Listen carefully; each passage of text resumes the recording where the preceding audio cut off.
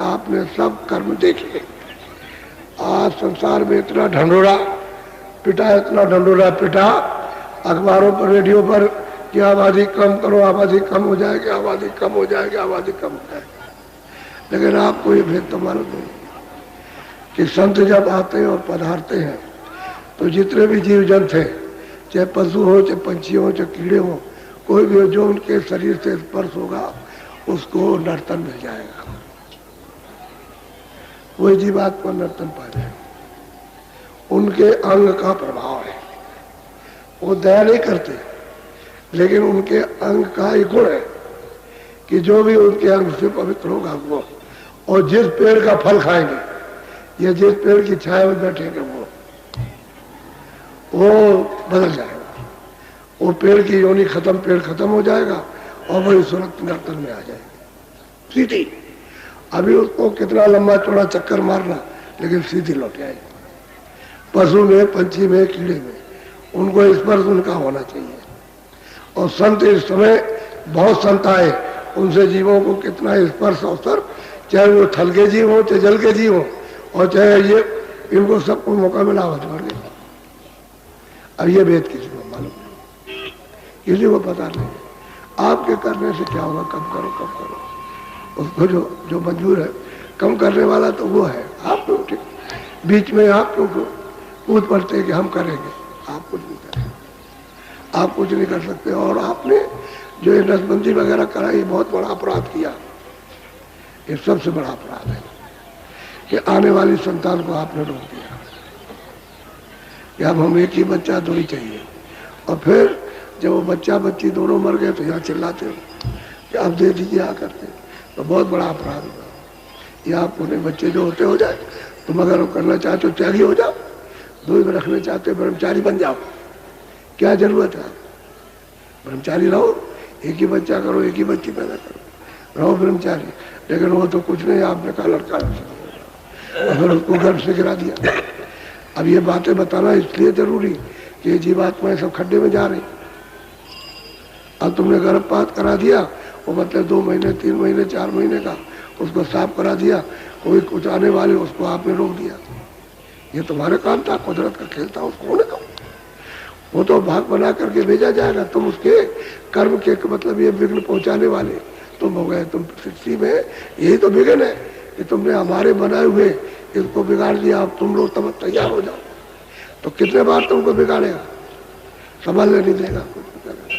इसलिए उस नियम को समझना चाहिए था, वो तो आपने को समझा नहीं। और आप कृष्ण बन गए, राम बन गए। जब आप कृष्ण हो गए, एक बच्चा 2 बच्चे, इसलिए बहुत समझ बूझ करके रहो, आगे मत कुछ सोचो इस बारे में। वो तो बढ़ गई आवाज, वो तो उधर से। अब वो तो बात ये है, वो तो गुण है कि सूरज निकला है, जो सामने आ गया उसको गर्मी लगेगी। बगैर गर्मी के चाहे जितनी ठंडी हो रह नहीं सकता, गर्मी ठंडी छूट जाएगी, गर्मी लगेगी। वो तो गुण है महापुरुषों का। अब उसके लिए कोई क्या करेगा? वो तो उनके अंग का गुण है। वो दया किसी पर मान लो नहीं करते, लेकिन अंग का तो गुण है उनका। यही है कि जो शरीर से स्पर्श हो जाए, मनुष्य नहीं पाया, आबादी बढ़ गई। अब आप कहाँ से आ गए, कहीं से क्या? वो तो 84 में नरकों में तो कितने जीव जंतु है, अब उसमें से थोड़े चले आए क्या? अरे वहाँ एक एक जगह पर आप ढेर देखो तो करोड़ों का ढेर। तो मतलब ये है कि सारे हिंदुस्तान में जीव देखिए तो कितने जीव है। अरे उसमें से कुछ चले आए तो आप उसको क्यों कहते हो ऐसा? ये कहाँ से आ गया, कहाँ से आ गया, क्यों आ गया? तो उसके बनाए हुए, यानी उसने शरीर बनाया और तुमने उसका बिगाड़ दिया। तो ये नहीं करना चाहिए। तुम जिस शरीर को, जिस चीज को बनाओ उसको बिगाड़ दो, लेकिन जो आप नहीं बना सकते हो उसको बिगाड़ने का आपको हक नहीं है, अधिकार नहीं है। इसलिए आबादी बढ़ गई। अब उपाय किया, आप चुप हो गए। अब सब चुप हो गए, आप किसी के अकल काम नहीं कर रहे। बोलो। सतगुरु पूरे कह रहे, जो सतगुरु पूरे कह रहे, ये मार्ग सार। कहते हैं भाई तो पूरे जो बता रहे हैं, अरे वो सार है, वो सत्य पद है, अपने घर का सार है। अरे उसमें मतलब ये आसार नहीं है। कहते हैं भाई उसको मान लो और अपने घर की तरफ चल दो। घर चल पड़ो, जाने का तुम्हारे पास सही रास्ता है, यही तो मंदिर है। इसको कैलाश समझो, ये मंदिर है। इसी मंदिर में जीवात्मा बैठी, इसी मंदिर से वहां मंदिर बात, वो भी तो मंदिर है। सहजल कमल में तो मंदिर है, बहुत बड़ा मंदिर है। अरे भाई जो किला बना हुआ है जो ब्रह्म का, वो बहुत बड़ा मंदिर है वहां। और महात्मा तो देखते हैं तो मंदिर ही है। आपने जो देखा है उसको जैसा दिखाई दिया, अगर झलक दिखाई दी तो देख रहा हो चर्च बना हुआ, और सीधा जिसने देखा उसने कहा अरे भाई तो ऐसा बना है, ऐसा मंदिर इस तरह का है, उसमें बैठा हुआ। किसी ने कुछ देखा, किसी ने कुछ देखा, किसी ने छाया देख ली उसी को मानने लगे, किसी ने छाया की दीवार देखी तो दीवार बना दी।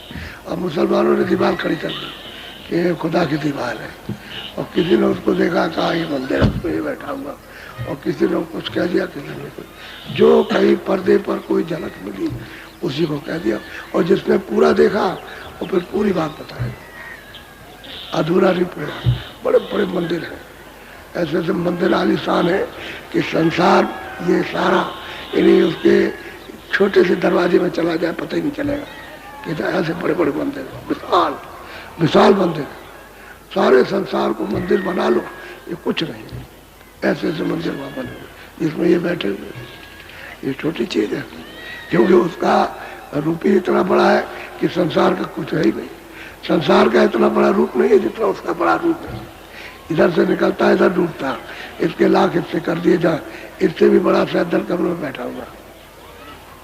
तब तो रचना करेगा नहीं, ऐसे कैसे कर देगा रचना, इतना बड़ा है। उसका भी महात्माओं ने पता लगा के दर्शन दीदार किया और बताया कि इनका ये काम है, ये तीन लोग के मालिक है ये, और यही करता धरता है ये, और यही काल है। जीवों को सबको इन्होंने अपनी वाणी से फंसा दिया। आवाज इनकी निकली, उसको लिखवाया, और लिखवा करके आपको सुना दिया, अधिकार दे दिया, आप फंस गए पाप पुण्य, फंस गए, आप नहीं निकल पा रहे। अब जब पाप पुण्य जब खत्म हो जाए तभी तो आ जाओगे, आपसे तो पाप पुण्य जा नहीं सकता, वो तो सब भरा पड़ा हुआ। अब महात्मा कोई मिल जाए तो धारा जब आप में चला दे तो बर्तन साफ हो जाए, तब तो आप छुटकारा पा सकते हो। मेरे पास पूरे सदगुरु कह रहे हैं, कहते हैं पूरे कह रहे हैं कि मान वचन, उनके वचनों को मान ले, तेरा काम बन जाए। वचन नहीं मानेगा तो तेरा काम कोई होने वाला नहीं। बोलो जय गुरुदेव।